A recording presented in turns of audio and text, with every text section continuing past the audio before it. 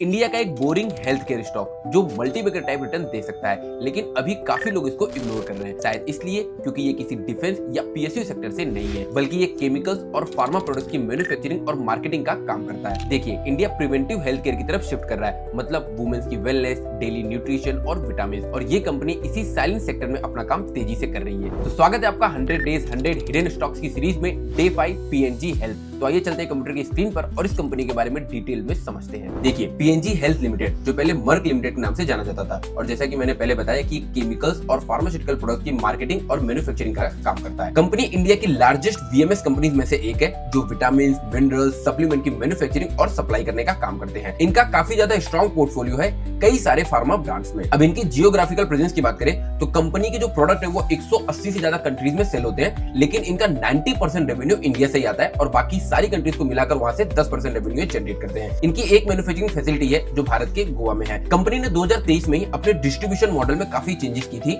मतलब इन्होंने ऑफलाइन और ऑनलाइन स्टोर्स पे अपनी प्रेजेंस काफी ज्यादा बढ़ाई, और जो इनके पहले एग्जिस्टिंग डिस्ट्रीब्यूटर थे उनमें भी काफी ज्यादा चेंजेस की, जिससे इनके प्रोडक्ट्स कस्टमर तक आसानी से पहुंच सके। अब देखिए, टाइम टू टाइम पे कस्टमर अवेयरनेस प्रोग्राम भी लाते रहते हैं। जैसे 2022 में इन्होंने वर्ल्ड डायबिटीज डे पर काफी बड़ा एक अवेयरनेस प्रोग्राम किया था, और इन्होंने एक यात्रा भी निकाली थी जो भारत के 20 शहर और 5 स्टेट से होकर गुजरी थी, जहां पे ये आयरन डेफिशिएंसी के बारे में लोगों को जागरूक कर रहे थे।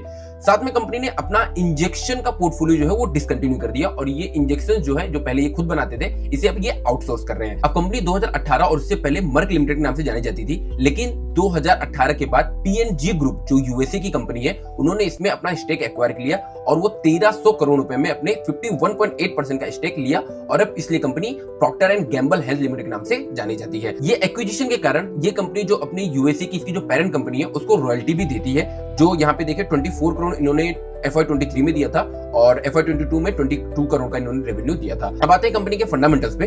तो देखिए, इस कंपनी का मार्केट कैप 8,204 करोड़ का है और इसकी करंट मार्केट प्राइस 4,939 के आसपास चल रही है। हाई और जो लो है वो 6,739 और 4,700 का है, मतलब जो स्टॉक है वो अपने लो के पास ही ट्रेड कर रहा है, तो ये अच्छा मौका है। अब स्टॉक का पी देखे तो 28 का है, जबकि इंडस्ट्री का पी 29.4 का है, मतलब अभी स्टॉक थोड़ा सा अंडर वैल्यूड है। इसकी जो बुक वैल्यू है 373 की है, मतलब स्टॉक अपनी बुक वैल्यू से काफी हाई मार्जिन पे ट्रेड कर रहा है। कंपनी डिविडेंड भी देती है, 2.53 का इनका डिविडेंड यील्ड है। साथ में कंपनी का आरओसी देखे 47.8%, आरओई देखे 36.4%, जो काफी ज्यादा इंप्रेसिव है। प्रोमोटर की होल्डिंग भी इसमें काफी ज्यादा स्ट्रॉन्ग है, 51.8%। ऑलरेडी हमने डिस्कस किया था कि यूएसए वाली जो इनकी पेरेंट कंपनी उन्होंने इसमें 1300 करोड़ में अपने स्टेक एक्वायर किए थे। इसका जो डेट टू इक्विटी है 0.01, मतलब कंपनी ऑलमोस्ट डेट फ्री है।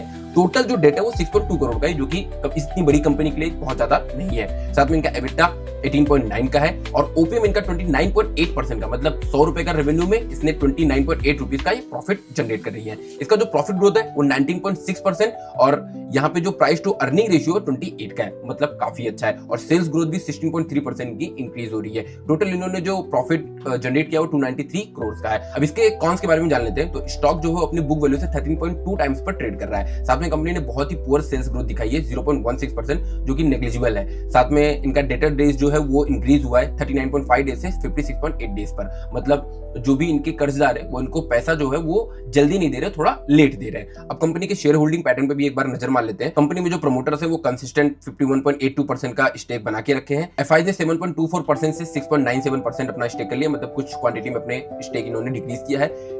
डीआईज ने 13.9% से 13.84 किया, उन्होंने भी 0.06% से अपने स्टेक को डिक्रीज किया है, और पब्लिक ने थोड़ी सी होल्डिंग यहाँ पे इंक्रीज की है। तो ओवरऑल स्टॉक अच्छा नजर आ रहा है। इनकी जो सेल्स ग्रोथ है और प्रॉफिट ग्रोथ है वो थोड़ा सा कंपैरेटिवली लो है, लेकिन फिर भी स्टॉक काफी ज्यादा अच्छा है। देखिए, जो रिटेलर्स है वो पीएसयू या डिफेंस कंपनीज के पीछे भागते हैं, लेकिन जो स्मार्ट इन्वेस्टर होते हैं वो ऐसी बोरिंग कंपनीज में एक्यूमुलेट करते हैं, क्योंकि ऐसी ही कंपनीज उनके कैपिटल को काफी तेजी से कंपाउंड करती हैं। तो ओवरऑल ये कोई एक्सप्लोसिव स्टॉक नहीं है, लेकिन जो वेल्थ होती है वो ऐसी बोरिंग कंपनी से ही बनती है। तो कल डे 6 में मैं एक ऐसे हिडन स्टॉक्स के बारे में बात करने वाला हूँ जिसके बारे में लिटरली कोई बात नहीं कर रहा है, इसलिए आपसे एपिसोड मिस ना हो जाए, चैनल को सब्सक्राइब कर लेना, और वीडियो पसंद आई हो तो लाइक करना, और अपने इन्वेस्टर फ्रेंड के साथ वीडियो को शेयर जरूर करना।